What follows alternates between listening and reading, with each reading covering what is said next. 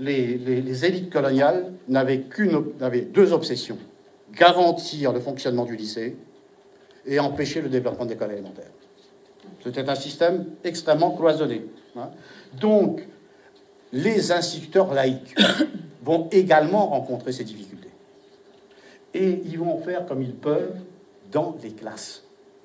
La question de l'école, la question du créole, elle est donc permanente, et on se débrouille comme on peut avec un pragmatisme, avec les outils qu'on a.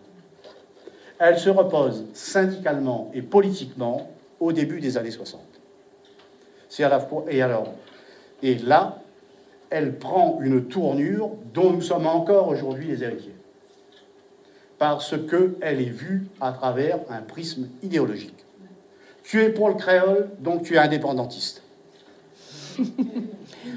Et nous sommes, dans les années 60, si on fait un parallèle avec la France, sur le déclin des années gaulliennes ici, mais sur le moment où le gaullisme, dans sa version tropicalisée, est le plus puissant à La Réunion. Donc, à partir de là, eh bien, on va attendre, et là je vais vite, ensuite les professeurs les agrégés et les capétiens qui arrivent à La Réunion et qui se retrouvent assez rapidement pour des besoins, pour des opportunités dans un centre universitaire, et ils vont faire...